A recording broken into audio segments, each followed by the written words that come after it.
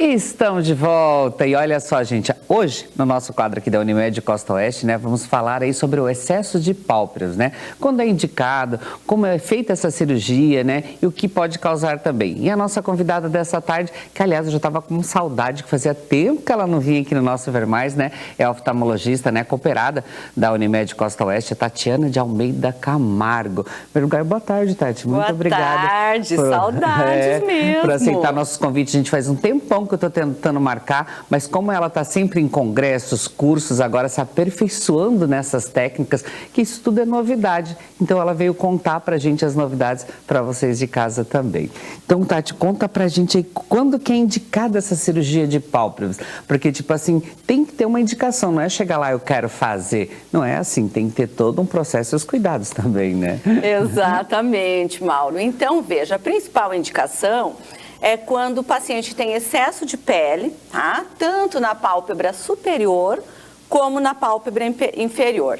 Esse excesso de pele tem diversos estágios, né? Tem aquele estágio mais avançado, que chega realmente a interferir no campo de visão, atrapalhando a parte visual, e aí é uma indicação obrigatória, né? Realmente melhora muito a qualidade de vida da pessoa. E já tem as indicações relativas, quando causa aquele incômodo já a nível estético, principalmente mulher, dificuldade para maquiar, dificuldade para passar a sombra, às vezes passa o delineador, borra ele como se fosse ele tatuasse na parte de cima. Então tem essas indicações que são muito pessoais de cada um. E mesmo os pacientes homens, tenho tido muitos pacientes do sexo masculino também incomodado, porque essa pele redundante, ela acaba causando um desconforto, incômodo, ela pesa, né? Exatamente, sensação de tristeza, sensação de cansado, aquela expressão pesada. Então não são só as mulheres, não. E como que é o pré-operatório? Como que acontece ali? Porque às vezes as pessoas falam assim, mas é dolorido, às vezes demora, quanto tempo tem que ficar afastado? Queria que você contasse um pouquinho pra gente como que é esse pré-operatório, a preparação. Então, o pré-operatório, após o paciente passar pela consulta, ser selada a indicação, entrada em acordo do que vai fazer, superior, inferior, bolsas de gordura, são pedidos alguns exames de sangue, tá? E é pedida uma avaliação ao cardiologista. Aí já vai ter o eletro e a liberação cirúrgica, normalmente pelo cardiologista ou até pelo anestesista. Em geral, eu peço cardiologista porque usam alguns medicamentos, às vezes anticoagulantes, daí eu preciso que suspenda por alguns dias, então o cardiologista ele vai ter essa função. E após, aí agendar a data. É importante a gente saber que tem todo esse acompanhamento, né? Que é importante, você tem que fazer esses exames antes, né? Tanto cardiologista, anestesista, tal, para eles liberarem que eles vão estar acompanhando ali no dia, o anestesista principalmente, né? Mas e como que é realizado esse procedimento? O procedimento é realizado em centro cirúrgico da clínica, né? Não se faz em consultórios, isso é a sala cirúrgica específica. E a técnica que eu utilizo atualmente é um pouquinho diferente daquela tradicional que eu utilizava 10, 15 anos atrás. A incisão é feita com um bisturi específico de radiofrequência, ele já vai fazendo tanto corte como a coagulação simultaneamente. Isso minimiza muito a chance de hematomas no pós-operatório, diminui muito o sangramento, é um pós-operatório muito bonito, muito tranquilo. Em geral, uma semana, o paciente já está bem recuperado. E assim, a recuperação após a cirurgia, ela é tranquila, ainda mais agora que você contou aí desses aparelhos modernos, ela é mais tranquila então a recuperação? Com certeza, Mauro. A recuperação é pedido um período de 7 dias para o paciente ficar em casa, né? Dar uma segurada. Quietinho, né? Para não estar fazendo arte. Exato. E nesses 7 dias, compressa gelada, deitar com a cabeceira um pouquinho elevada, evitar movimentos bruscos, mas nada que precise ficar de cama, né? Mas evitar movimentos mais bruscos. Completou 7 dias de pós-operatório, retirado os pontos e aí volta para as atividades, normalmente. Olha que belezinha, gente, olha a praticidade. Mas agora eu fiquei curioso também, assim, a parte dos olhos e o rosto, ele fica muito inchado após a cirurgia, o que acontece? Não fica muito, Mauro. Vai muito de paciente para paciente.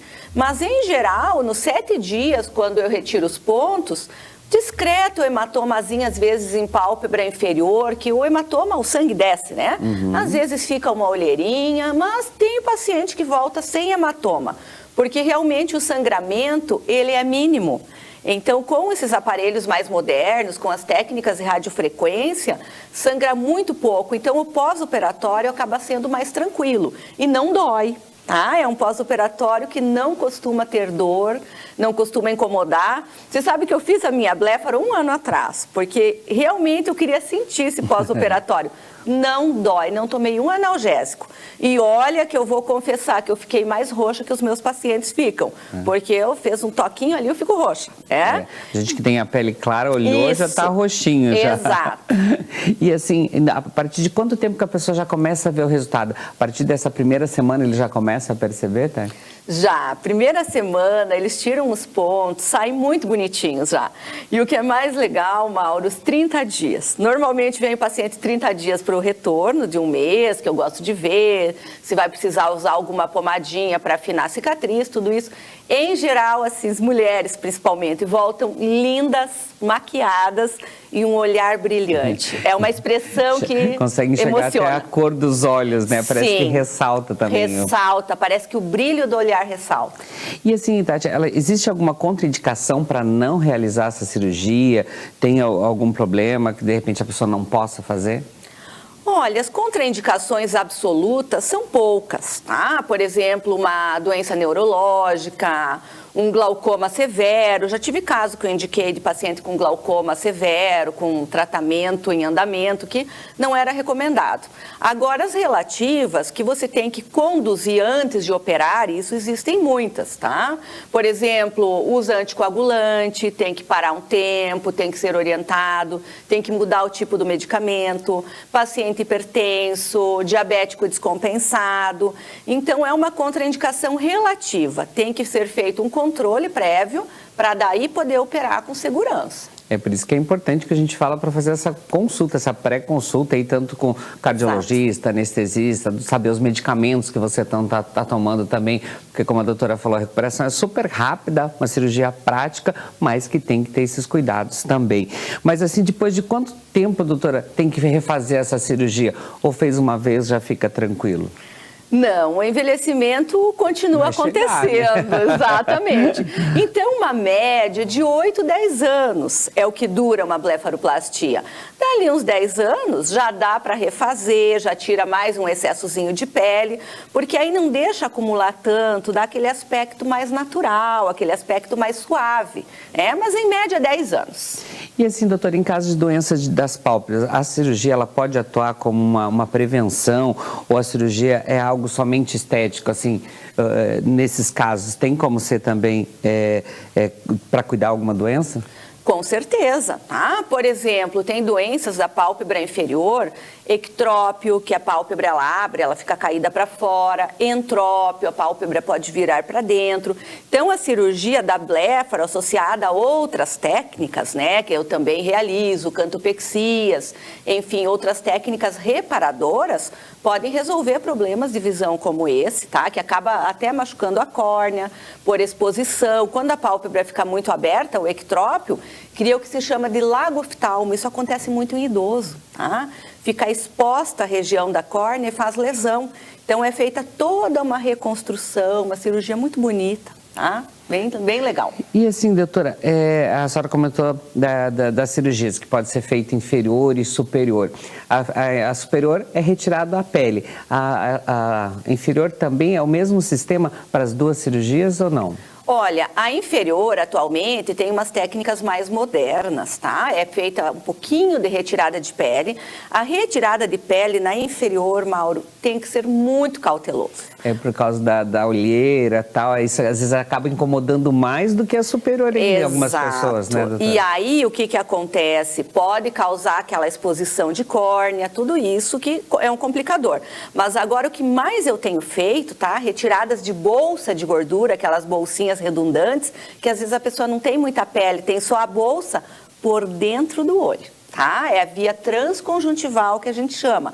Faz todo o acesso por dentro do olho, tira as bolsinhas de gordura e muitas vezes a pele faz só um filetinho ali que a gente tira para só mesmo dar aquele contorninho bonito. Mas uma grande frase que a gente usa na cirurgia de pálpebras é que o mais importante é o que fica e não o que sai. Porque não pode ser esquecido que a função prioritária da pálpebra é o fechamento do olho. Então, esse zelo tem que ser muito grande na hora de uma cirurgia.